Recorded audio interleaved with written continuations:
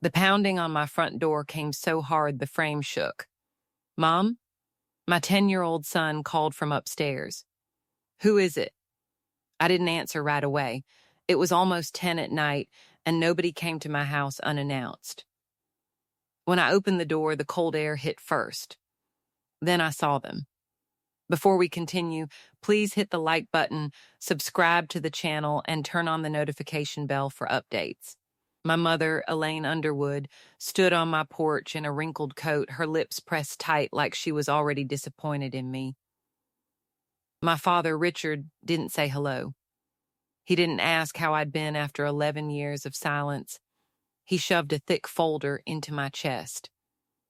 "You owe us," he said, "after everything we sacrificed." For a second, I was 17 again, standing barefoot on their porch with a trash bag of clothes beside me, one hand over my stomach, while my mother screamed, "You're a shame to this family." Now they were standing at my door, with bills in their hands. I should have slammed it shut. Instead, I looked down at the folder. Past due notices, legal warnings, collection letters. And then I saw it. My name. Bether Underwood. Not theirs. Mine. My father snatched the folder back so fast the papers bent. "That's just paperwork," he said. I stared at him. "Why is my name on your debt?" My mother pushed past me into the living room like she still owned the right to enter any space I stood in. Her eyes moved over my small house, the framed photos of my son, my nursing supervisor badge on the counter. "So this is how you live now," she said. "Comfortable. Comfortable." They had never called when I gave birth.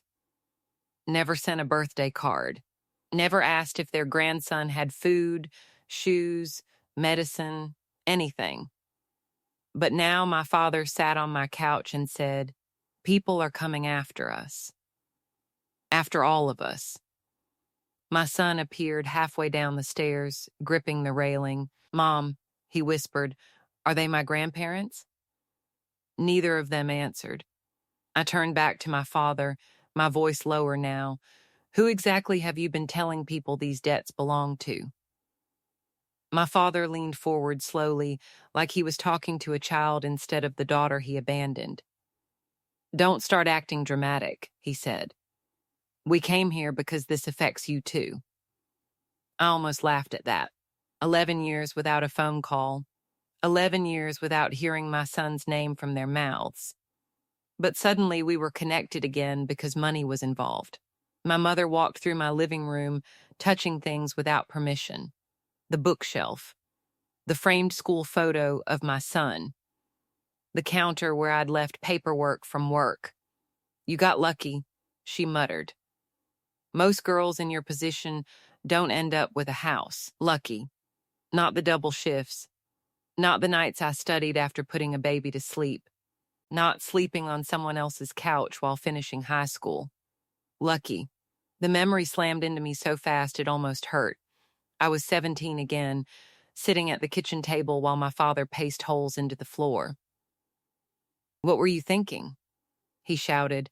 My mother cried loudly enough for the neighbors to hear. "People at church are going to find out."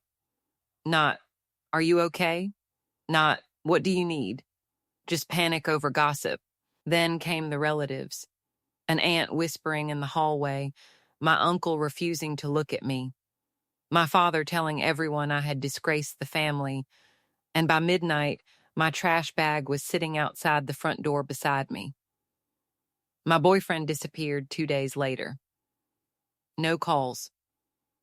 No explanations. I finished senior year pregnant while sleeping on a coworker's couch because my own parents cared more about appearances than whether I ate dinner. Back in the present, my son slowly came downstairs. "Mom, are these really my grandparents?" Silence. My mother barely glanced at him before turning back to me. "If you don't help us," she snapped, "they'll destroy this family." I stood up so fast the couch creaked. "You already destroyed it." My father's jaw tightened. "Watch your tone." "No," I said. "You don't get to walk in here after 11 years and tell me how to speak." I pointed toward the door. "Leave." Right then, something slid through the mail slot and slapped against the hardwood floor. A certified envelope. My name stamped across the front. I picked it up, tore it open, and felt my stomach drop. Final notice before legal action. By the next morning, my phone wouldn't stop ringing. Unknown numbers. Collection agencies. Automated warnings. I sat across from a lawyer in a cramped office while another call buzzed across my screen. He adjusted his glasses and slid several printed records toward me. These accounts, he said carefully, go back over a decade. I frowned. That's impossible. He tapped one line with his pen. This credit line was opened when you were 17. My chest tightened. What? There are multiple accounts under your identity. Utility balances, loan activity, some tied to a business. I stared at the paperwork, barely hearing him anymore. Somebody had used my name before I was even legally an adult, and deep down, I already knew who. Before I could even process it, my phone exploded again, this time with messages from relatives. Your parents are losing everything. How can you abandon them after they raised you? Money changes people. Then the church women started messaging me too. One wrote, "Family is family no matter what happened." Another said, "Your parents are elderly now. They need compassion." Compassion. The same people who watched me get thrown out pregnant were suddenly defending my parents because they were the ones crying now. By evening, my Aunt Linda called. "You need to come to dinner tonight," she said. "This has gone too far." The second I walked into her dining room, I realized it wasn't dinner. It was an ambush. Relatives filled the room. Cousins, uncles, church friends, and right in the center sat my parents.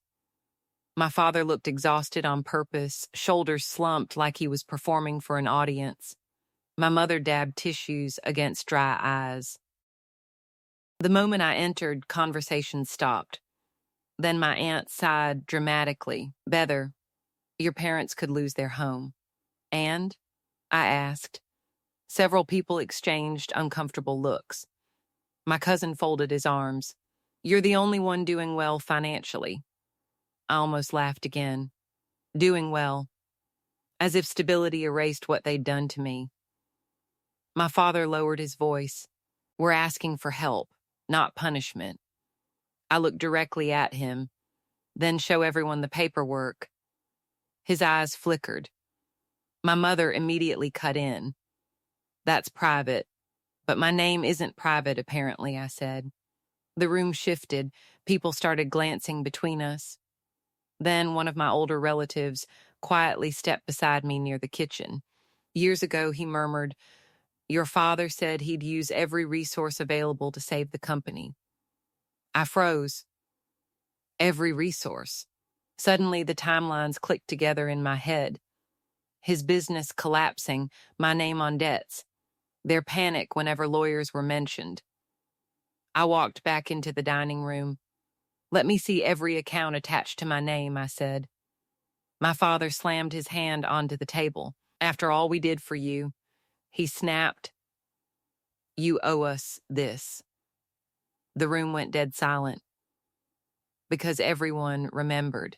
They remembered the pregnancy, the screaming, the night I got thrown out, and for the first time all evening I saw it. Not anger in my father's face, fear. My phone vibrated in my hand. My lawyer. I answered immediately.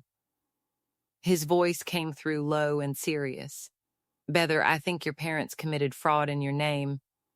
I barely slept that night. By morning, I was back in my lawyer's office, surrounded by stacks of printed records. The deeper we looked, the worse it became. Utility accounts opened under my Social Security number. Business credit lines tied to my name. A loan application with a forged signature dated 3 months before my 18th birthday. My lawyer turned one page toward me slowly. "This one," he said, "was connected to your father's company." I stared at the amount. It was more money than I made in a year. "They used me," I whispered. He nodded once. And if you voluntarily accepted responsibility now, it could help protect them. That was why they came back. Not because they regretted abandoning me, not because they missed their grandson. They needed me to absorb the damage before investigators reached them. Suddenly, every strange moment made sense. Why my father panicked when I mentioned lawyers. Why my mother kept saying family should handle things privately. Why they refused to let anyone see the documents. They weren't desperate for help. They were desperate to keep me quiet. And the consequences were already hitting me. Collection agencies contacted the hospital where I worked. A refinancing application on my house was frozen because of the debt attached to my credit report. My score dropped almost overnight. For the first time in years, I felt that same helpless panic from when I was 17. Except now, I had a child depending on me. So I called my parents. "Come over," I said. "We're finishing this tonight." My father arrived defensive before he even stepped through the door. "You shouldn't be discussing family matters with attorneys." My mother crossed her arms. "We did what we had to do for this family." I stared at her in disbelief. "You threw me out. You embarrassed us," she fired back instantly. "No," I said. "You used me." Neither of them answered. That silence said more than anything else could have. My father stepped closer, lowering his voice. "If you push this publicly, people are going to ask questions about you too." There it was. The same intimidation they used when I was 17. Only this time it didn't work. I walked to the kitchen counter, picked up a folder, and placed it in front of him. "I already filed reports," I said calmly. "Fraud investigators. The bank. Attorneys." The color drained from my mother's face. "You what?" she whispered. My father opened the folder with shaking hands. "You need to withdraw this," he snapped, "before this destroys us." I looked directly at him. "You destroyed yourselves the day you chose your image over your child." For a second, nobody spoke. Then, knock, knock, knock. 3 hard knocks rattled the front door. My father turned pale. I opened it. 2 investigators stood outside. "Richard Underwood?" one asked. My father slowly stood from the couch. "We need to speak with you immediately." The investigators stepped into my living room while my parents stood frozen near the couch. One of them opened a folder. "Mr. Underwood, we have questions regarding multiple accounts connected to your daughter's identity." My father tried to recover instantly. "This is a misunderstanding," he said. "She's emotional right now." The investigator didn't even react. "Were you aware several financial accounts were opened before your daughter turned 18? Silence. My mother looked at my father like she wanted him to fix it. But there was nothing left to fix. Over the next hour, the entire truth finally came out. My father's business had started collapsing when I was 16. Loans were overdue. Vendors were threatening lawsuits. Bankruptcy would have destroyed the reputation they cared about more than anything. So instead of admitting failure, they started opening accounts using my information. At first, it was utility bills, then credit lines, then business-related debt. Every time another payment came due, they pushed the problem further onto me. And when I got pregnant at 17, they saw an opportunity, a distraction, a reason to throw me out before I noticed what they were doing. My mother finally admitted it herself through tears. "We thought," she said shakily, "we thought you'd just move on. Start over somewhere else." I stared at her. "You erased me to protect yourselves." She couldn't answer. My son had come halfway down the stairs again, quiet enough that nobody noticed at first. He looked confused, but not scared anymore, just disappointed. He walked over and slipped his hand into mine. That nearly broke me more than anything else. The investigators informed my parents that the forged signatures and fraudulent accounts were now under formal review. Their remaining assets were being examined. Bank records were already subpoenaed. My father finally lost the confidence he'd carried his entire life. "This can still be fixed," he said desperately, looking at me instead of the investigators. "Bether, just tell them you knew about the accounts." I almost couldn't believe what I was hearing. Even now, after everything, he still wanted me to save him. Word spread through the family within days. The same relatives who attacked me in group chats suddenly stopped calling. My Aunt Linda showed up at my door crying, apologizing for believing their version of the story. Church members distanced themselves from my parents almost immediately once the fraud became public, and the house they once threw me out of? Foreclosure notices appeared on the front lawn less than 2 months later. The final time I saw my parents was outside my house after another meeting with investigators. My father looked exhausted. Older. Smaller, somehow. "Please," he said quietly, "we're still your parents." 11 years earlier, I stood powerless on their porch holding a trash bag while they decided my future for me. Now they stood on mine asking for mercy. I looked at both of them and said the words that finally made them freeze. "You stopped being my parents the night you threw me out. From this point on, you deal with your debts yourselves." My mother started crying again, but this time, I didn't feel guilt. I felt finished. I walked them to the door while investigators waited outside beside their car, and when the door closed behind them, it stayed closed. The legal process took months, but eventually the fraudulent accounts were removed from my record. My credit recovered. The hospital promoted me again. Life stabilized. More importantly, my son never had to wonder whether I'd choose my reputation over him, because I already knew exactly what that kind of betrayal felt like.